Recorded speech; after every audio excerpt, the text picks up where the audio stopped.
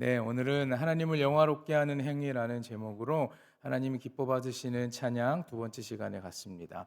1월 달에 첫 번째 시간을 가졌습니다. 그죠? 기억이 안 나실 거예요. 괜찮습니다. 1월 달 건 1월 달이고요. 이제 2월 달 오늘 거 기억하시고 쭉 가시다가 다음 달에 또 기억 들으시면 그거 기억하시면 되는 겁니다. 그렇죠? 네. 오늘 우리가 드리는 이 예배의 목적이 무엇입니까, 여러분?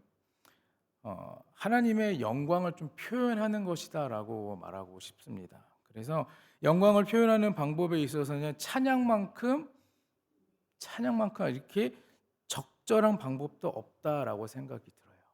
찬양은 예배 형식이 이루어질 때부터 자연스럽게 생겨났고요. 그리고 하나님 자신도 사람을 창조하신 목적이 찬송을 부르게 함이라고 말씀하셨습니다. 자, 그래서 찬양은요, 그리스도인의 삶의 모습이어야 하고 궁극적인 목적이다라는 말입니다. 여러분, 그리고 우리가 성경을 보면요, 찬양에 대한 보고가, 찬양에 대한 것들이 굉장히 많이 나옵니다. 그리고 이러한 찬양들은요, 하나님께로의 사랑과 경배 그리고 감사의 표현으로 우리에게 전달되어 왔어요.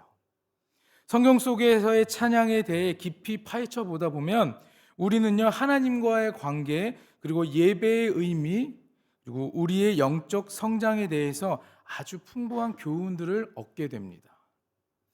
찬양의 역사를 보면요, 당연히 성경의 최초의 순간으로 거슬러 올라가야 합니다. 창세기 2장 23절에 아담이 처음으로 사람 여자에 대한 찬양을 표현하고 있습니다. 아담이 여자를 보고 이제 이는 내 뼈 중에 뼈요 살 중에 살이라 하고 말하며 찬양의 노래를 부르는 것은 하나님의 창조에 대한 경외와 감탄의 표현이다라는 것이에요. 그리고 이어서 보면요, 여러분, 하나님께서는 이스라엘 백성을요, 애굽에서 구출하시고 광야의 여정에 들어가는 과정에서 찬양을 다시 한번 부활시킵니다. 모세와 여호와를 섬기는 이스라엘 자손들은 바다를 건너고 나서 여호와께 감사의 노래를 불렀습니다. 이 곡은 여호와의 능력과 섭리를 찬양하며 하나님의 은총을 고백하는 의미를 지니고 있다는 것이에요. 여러분도 너무나 잘 알고 계시겠지만 시편은 어떻습니까? 시편은 성경 속에서 가장 많은 찬양이 담겨 있는 책입니다. 이는 다윗과 다른 시인들이 하나님에 대한 그들의 감정을 표현하고자 할 때 사용했던 매체로서 감사 혹은 기쁨, 아픔, 회개의 감정을 포함하고 있습니다. 그리고 이 시편 찬양을 통해 하나님의 성품을 탐구할 수 있고 인간의 영혼이 하나님을 찾는 과정을 담고 있습니다. 그래서 우리는 하나님께로의 경배, 그 경배가 규칙적인 것뿐만 아니라 우리의 모든 삶의 순간에서 그것들이 자리 잡고 있고 그것들이 우리 삶에 스며 들어와 있다는 겁니다. 여러분, 찬양은 구원받은 자들이 넘치는 기쁨과 감사함으로 적극적인 행위를 통해서 하나님의 속성 그리고 이름, 행위의 탁월함을 선포하며 하나님을 영화롭게 하고 높여드리는 예배의 행위인 것입니다. 그래서 찬양이란 것은요, 하나님에 대한 경배로서 그것은 항상 능동적이며 또 단정적이고 표현되어지는 것입니다. 그리고 개방적이죠. 찬양이 언급될 때는 항상 움직임이 있고 행동이 있고 소리가 있고 노래가 수반되는 것입니다. 구약 성경에서 찬양과 관계된 히브리어들의 뜻을 보면요, 칭찬하다, 자랑하다, 축하하다, 경배하다, 두 손을 치켜드리고 감사하다, 송축하다, 이러한 다양한 뜻을 가지고 있습니다. 신약 성경을 보면 찬양하다, 찬미하다, 영광을 돌리다, 영화롭게 하다, 고백하다, 감사하다라는 등의 뜻을 가지고 있어요.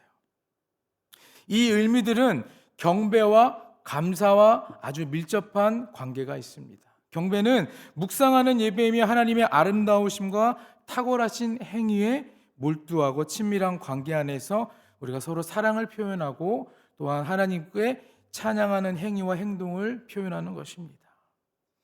그래서 이 찬양과 경배 그리고 감사가 있는 것은 하나님을 영화롭게 하기 위한 본질적인 목적이라는 것입니다. 그래서 찬양은 전 인격을 통하여 하나님의 성품과 행위를 드러내어 높이는 것입니다. 여러분, 하나님의 백성은 육체와 정신 그리고 영으로서 하나님을 높여드려야 하고, 찬양을 위해서 우리가 아주 효과적으로 음악을 사용하기도 합니다. 그런데 이 음악뿐만 아니라 우리의 모든 것들이 다 하나님을 찬양하는데 사용되어진다는 것이에요. 여러분, 너무나 잘 알고 있는 요한 세바스찬 바흐는요, 그의 모든 작품 첫머리에 하나님의 영광을 위하여라고 기록했습니다. 모든 찬양은요, 음악이든지 음악이 아니든지 다른 어떠한 형태든지 간에 인간의 만족과 그리고 즐거움을 위해서 표현되는 것이 아니라 오직 그 이름, 하나님의 이름, 하나님께서 영광을 받으시기에 합당하기 위해 그 하나님을 영광되게 표현되는 것입니다. 물론 저희가 찬양이라고 하면 제가 말씀드린 것처럼 음악 이렇게 많이 좀 나오지만, 오늘 제가 이후에 이제 말씀드릴 때 보면은 다양한 것들이 나오고 있습니다. 찬양의 본질이 만약에 경배라면 거기에서는요, 경배를 받는 대상이 있고 그리고 경배를 드리는 자들이 있다라는 것입니다. 경배의 대상은 물론 삼위일체 하나님이십니다. 그리고 경배를 드리는 사람은요, 매우 다양한 사람뿐만 아니라 세상의 모든 만물이라고 성경은 표현하고 있습니다. 그래서 성경은 여러 번 거듭해서 여호와의 이름을 찬양하라고 말합니다. 성경에서 여호와의 이름이 단순히 다른 존재와 구별하기 위해서 쓰여지기보다는요, 여호와가 어떤 존재인지를 표현하기 위해서 사용되고 있습니다. 그런 의미에서 여호와의 이름을 합당한 여호와의 이름에 우리가 합당히 영광을 돌려야 된다는 것이죠. 자, 그러면 여러분, 이 찬양의 본질이 경배라고 했을 때 경배를 받는 대상이 누구일까요? 하나님이시죠. 그렇죠? 제 질문은 늘 어렵지 않습니다, 여러분. 바로바로 답이 나올 수 있어요.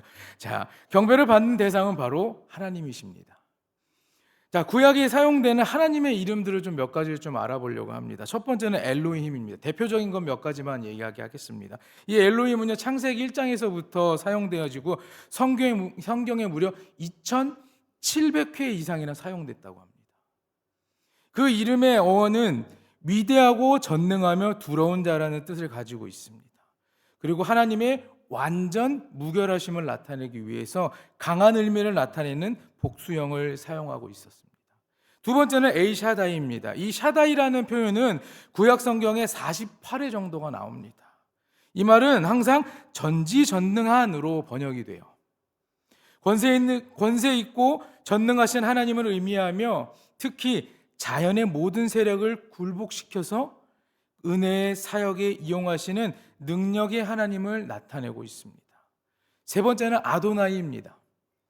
구약 성경에 약 300회 정도 나타났는데 이 호칭은 복수형으로 사용되고 있습니다. 그래서 주, 재판하다, 통치하다라는 뜻을 가지고 있고, 하나님은 전능하신 통치자, 모든 것에 굴복을 받으시는 주라는 뜻을 가지고 있어요. 그리고 네 번째는 여호와입니다. 여호와는요, 성경에서 가장 자주 사용되는 이름으로서 무려 6,800회나 사용됐다고 합니다. 이 이름의 핵심은요, 출애굽기 3장 14절에서 하나님의 정체성에 대해 묻는 모세에게 하나님께서 스스로 있는 자가 나를 너에게 보냈다 하라고 대답하신 내용입니다. 이는 살아계신 분이며 또 유일하신 분이며 스스로 존재하신 분이며 자신 이외에 그 어떤 것에도 의지하지 않는 분이라는 것입니다. 자, 이와 같이 경배의 대상은 하나님입니다. 그래서 우리가 잠깐 하나님의 이름 대표적인 것을 좀 알아봤습니다. 이제 또 다른 주체인 하나님께 경배하는 자들에 대해서 알아보겠습니다. 본래 하나님은 그의 창조하신 모든 피조물들로부터 찬양 받으시기 원하셨습니다. 성경에서 말하는 찬양해야 할 피조물들은 어떤 것들이 있을까요? 성경은 상황에 따라 이 찬양해야 할 피조물들을 나열하고 있는데 첫 번째는 천사입니다. 시편 103편에 보면 너희 천사여 여호와를 송축하라 이렇게 기록해요. 두 번째는 성도입니다. 시편 30편 40절에 주의 성도들아 여호와를 찬송하며 그 거룩한 이름에 감사할지어다. 또 이번에 어린이입니다. 어린아이와 젖먹이들의 입에서 나오는 찬미를 온전케 하셨다라고 마태복음에서 말합니다. 그리고 남녀노소 그리고 모든 백성, 모든 나라, 온 땅, 모든 만물, 여호와의 종, 그리고 호흡 있는 모든 자들이 여호와를 찬양하라고 말하고 있습니다. 제가 지금 10가지를 이렇게 적어놨는데 하나님께서 창조하신 모든 것이 그 모든 피조물들이 하나님을 찬양해야 된다는 것을 말하고 있습니다. 여러분, 그러면 우리가 구약 성경에서 사용되고 신약 성경에서 사용되었던 찬양의 용어들을 한번 알아보려고 합니다. 구약 성경에는 먼저 할랄, 이렇게 총 7가지가 있는데 할랄이라고 하는 것을 보면 하나님을 찬양하는 말 중에서 가장 최고인 할렐루야와 같은 의미인 것이에요. 찬양을 뜻하는 이 할랄에 여호와를 뜻하는 야가 합쳐져서 이루어진 것입니다. 이 할랄은요, 구약 성경에서 99번이나 사용됐습니다. 그래서 찬양이란 뜻으로 가장 많이 쓰여진 핵심적인 말이다라는 거예요. 그 다음은 야다입니다. 이 말은요, 할랄 다음으로 많이 사용되었습니다. 두 손을 높이 들고 감사함으로 경배하다, 그리고 두 손을 치켜들다라는 그러한 의미를 가지고 있습니다.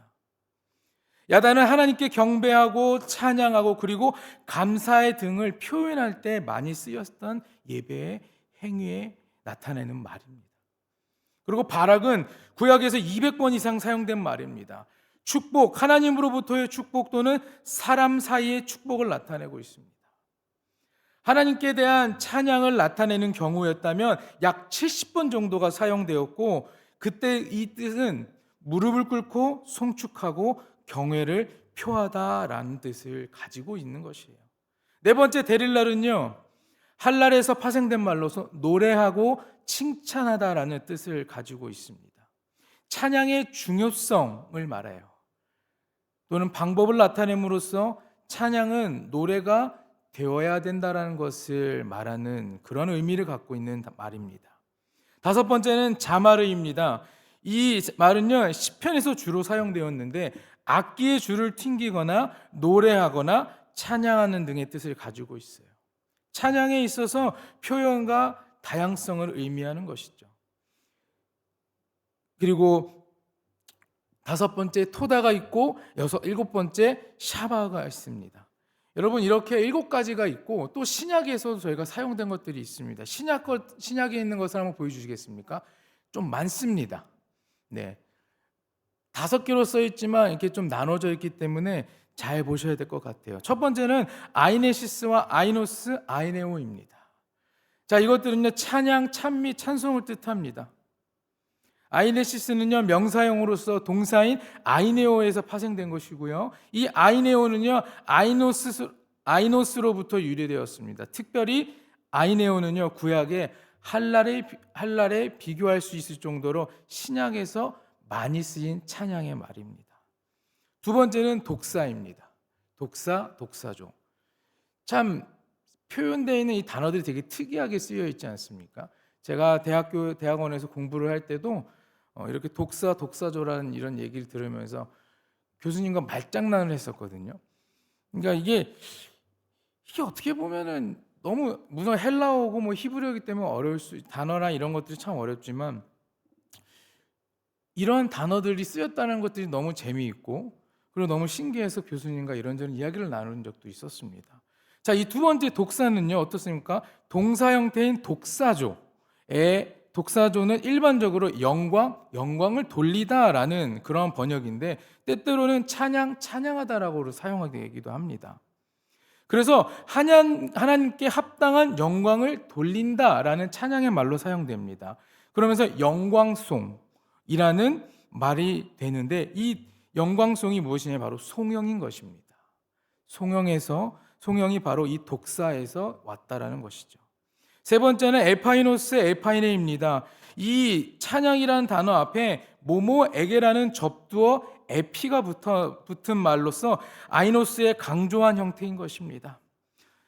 이것도 다 비슷합니다. 칭찬, 찬양, 찬미, 찬송 다 비슷한 의미를 가지고 있습니다. 네 번째는 율로게토스, 율로기아입니다. 이 말은요, 사람이 대하여 쓰이지는 않고요, 오직 하나님께 대하여만 사용된 말입니다. 이 말은 복된 또는 찬양받으신 내 그런 의미를 가지고 있습니다. 그리고 마지막은 엑소몰로게오입니다.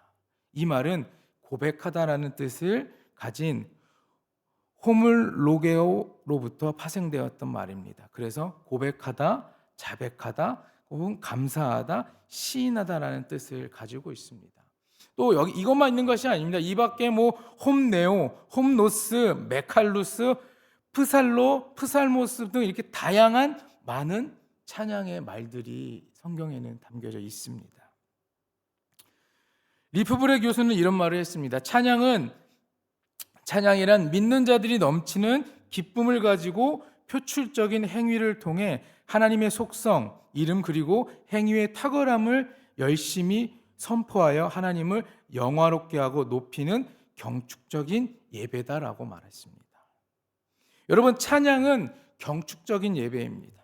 찬양은 하나님을 영화롭게 하고 높이는 것입니다. 찬양은 밖으로 표현하기 위한 행위인 것입니다. 찬양은 열성적인 것이에요. 찬양은 선언하고 선포되는 것입니다. 그리고 찬양은 하나님의 속성과 이름 그리고 행위가 중심이 되는 것입니다. 그리고 마지막으로 찬양은 넘치는 기쁨의 발산인 것입니다. 앞에서 찬양에 대한 이러한 용어들을 좀 알아봤습니다. 구약의 히브리어, 신약에 나오는 헬라어라는 것을 제가 이렇게 여러분들 말씀드렸지만 기억이 안 나실 거예요. 그렇죠? 그럴 수 있어요. 저도 잘 기억이 안 나요.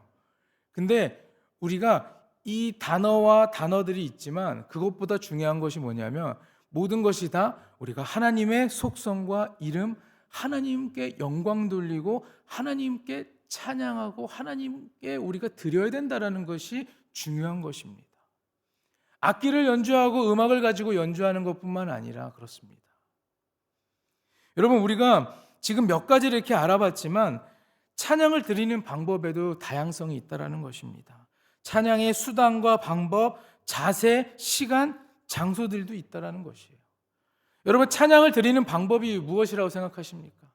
찬양을 드리는 방법은요, 어떤 것으로 무엇으로 드리는지, 언제 드려야 할지, 아니면 어디에서 드려야 할지, 어떻게 드려야 할지, 이 찬양에 드리는 방법은 이렇게 다양한 것입니다.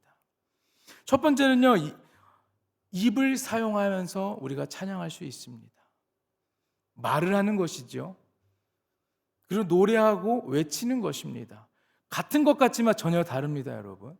우리가 하나님을 입을 열어서 상대방이 이야기하면서 하나님을 경외하면서 하나님을 높이는 것, 말하며 주님을 찬양하고, 아까 우리 함께 찬양하지 않았습니까? 정말 우리의 곡조에 맞춰서 우리가 노래하듯이, 그리고 여러분, 우리가 통성으로 기도하기 전에 주님의 이름을 막 크게 외치자라고 얘기하듯이 주님의 이름을 외치면서 기도하는 것입니다. 여기는 제가 적어드리지는 않았지만 우리가 입을 사용했을 때 조용하게 읊조리면서 기도하는, 찬양하는 것도 있다라는 것입니다.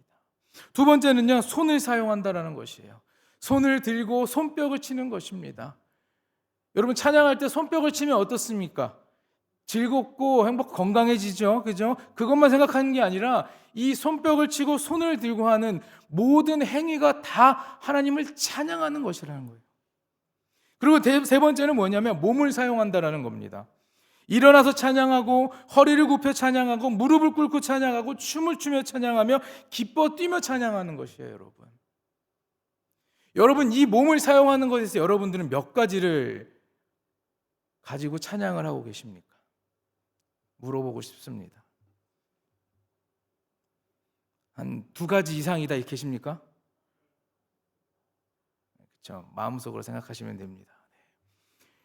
저도 이것을 이렇게 배우고 나갈 때 그런 생각을 해본 적은 없습니다. 그러나 이게 정말 우리가 정말 노래를 하는 것뿐만 아니라 함께 뛰고 찬양하고 무릎을 꿇고 찬양하고 모든 것이 다 하나님을 찬양하는 것이라는 것을 너무 늦게 깨닫게 된 것입니다. 그리고 당연하게 네 번째는 뭔지 아십니까, 여러분? 악기를 사용하는 것입니다. 악기를 사용하는 것.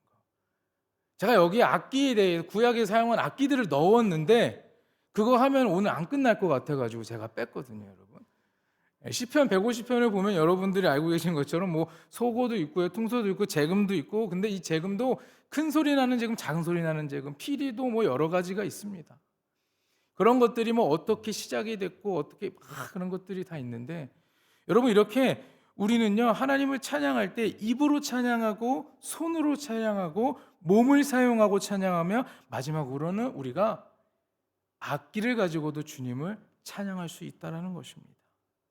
여러분, 찬양을 드리는 올바른 자세는 무엇이라고 생각하십니까?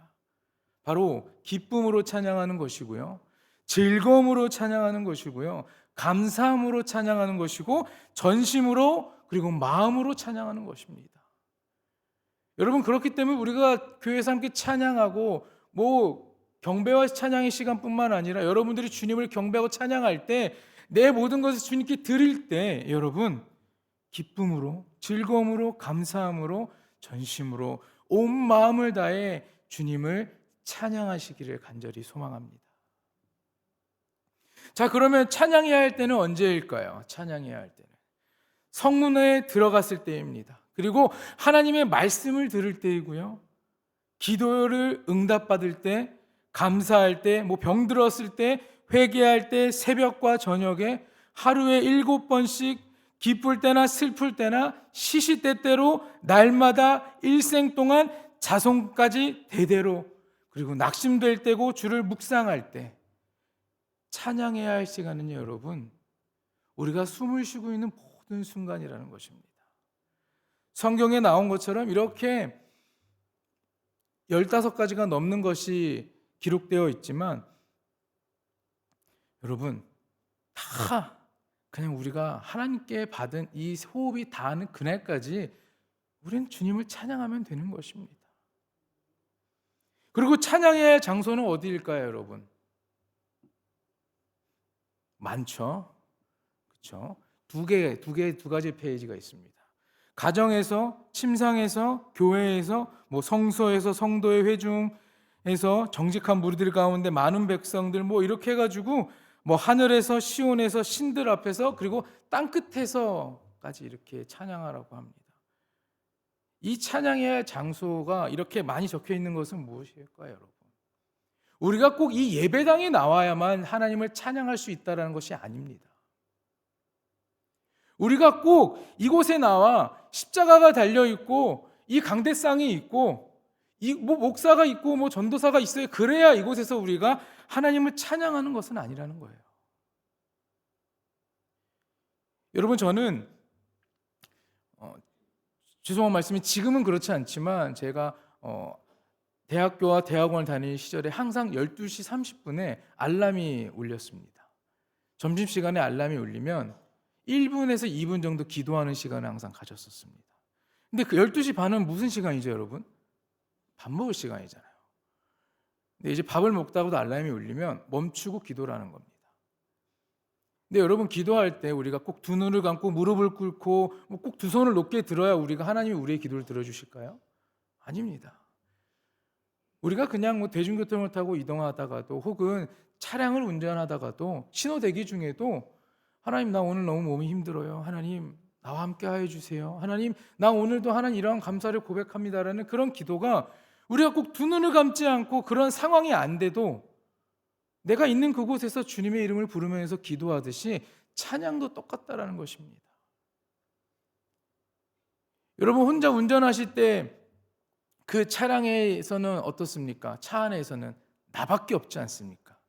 하고 싶은 대로 하지 않으십니까? 노래도 크게 틀고 찬양도 막 듣고, 어느 때 보면은 도로에 이제 차들이 서 있을 때 보면 옆에 차에서 소리가 너무 크게 들릴 정도로 막 크게 듣는 그런 사람들도 있는데, 저도 이렇게 찬양을 꽤 크게 듣습니다. 그러면서 혼자 콘서트를 하죠. 화음도 막 혼자 넣고 막 이렇게 합니다. 근데 여러분, 이 찬양해야 할 것을 여러분들이 정하지 않으셨으면 좋겠어요. 꼭 우리가 지금 제가 말씀드린 것처럼 뭐 가정과 뭐 침상과 여러 군지 있겠지만 이곳에서뿐만 아니라 여러분들이 있는 그곳에서 하나님의 이름을 높이며 찬양하시기를 간절히 부탁드립니다. 장소에 국한되는 것 그러지 않으셨으면 좋겠습니다. 그리고 마지막으로 찬양의 결과입니다. 찬양의 결과는 어떻습니까? 영혼의 즐거움과 만족을 주고 마음에 큰 기쁨을 안겨줍니다. 그리고 많은 사람들이 두려워하며 마음이 영원해지고 많은 사람들이 주를 의지하게 하며 두려움이 없어지고 수치를 당하지 않게 하고 기적을 일어나게 하고 구원받은 수가 늘어나고 전쟁에서 승리를 얻게 되고 우리의 영혼이 하늘나라를 향하게끔 이끌어주는 것입니다. 찬양이 그저 단순히 악기의 연주로 인해서 우리가 그 곡조에 맞춰서 노래하는 것만이 아니라는 것이에요. 여러분. 우리가 찬양할 시간은 찬양할 장소를 정하는 것이 아니라 우리의 호흡이 다하는 그날까지 내가 서 있는 그곳이 바로 하나님을 예배하는 곳이고 하나님을 찬양하는 곳이 될 때 이러한 결과들이 우리에게 따라올 것이다. 그럼 우리는 당연히 이 세상에 두려울 것 없이 주님 손잡고 하나님 나라로 한 걸음 한 걸음 더욱더 향해 갈 수 있다라는 것입니다. 찬양은 예배의 도구로서 아주 적합한 것이라고 생각이 듭니다. 우리의 찬양은 가장 가치 있는 형태가 되어야 합니다. 여기에서의 가치 있는 형태란 음악적 가치만을 말하는 것이 아닙니다. 정성을 다하는 찬양 또한 영과 진리로 드리는 찬양이 되어야 함을 말합니다. 습관적이거나 무의식적으로 드리는 찬양은 이미 찬양으로서의 가치를 상실한 것입니다. 찬양은 하나님과의 관계를 깊이 있게 형성하고 강화하는 데 중요한 역할을 하고 있습니다. 그래서 감사와 찬양은 성경의 전반에 걸쳐서 노래와 시를 통해 우리에게 전해지며 우리는 이를 통해 하나님의 경배와 예배의 중요성을 배울 수 있게 되는 것입니다. 이러한 찬양은 성경 속뿐만 아니라 오늘날을 살아가는 우리의 삶을 빛나게 하는 길이 되어주는 것이죠. 그리고 우리는 하나님의 영광을 높이고 그 사랑에 감사하며 끝없는 찬양의 노래를 부를 수 있는 기쁨으로 이어질 수 있게 되는 것입니다. 여러분, 제가 오늘 말씀드렸던 것들 다 기억 못 하셔도 돼요. 구약에서 나온 그 단어들, 그 용어들 다 기억하지 않으셔도 돼요. 찬양의 시간과 장소도 다 기억하지 않으셔도 돼요. 여러분, 찬양은 때와 장소를 구분할 것도 아니고 찬양은 다른 사람에게 하는 것이 아니라 하나님의 영광을 위해 하는 것입니다. 하나님께만 드려지는 것을 여러분들이 기억하시고 이 예배의 현장에서 아니면 집으로 돌아가시는 그 길 가운데 집에서 뭐 집안일을 하시거나 아니면 누구를 만나거나 모든 순간순간에 우리가 하나님을 찬양해야 한다라는 것을 주님의 이름을 높이고 주님의 이름을 더욱더 크게 외쳐야 된다는 것을 기억하시는 여러분 모두가 되기를 간절히 소망합니다. 찬양은 악기와 음악으로만이 아닙니다, 여러분. 여러분의 모든 행위가, 여러분의 모든 생각이 다 하나님께 드리진 찬양이라는 가장 존귀하고 귀한 것이라는 것을 기억하신 여러분이 되기를 간절히 소망합니다. 기도하겠습니다.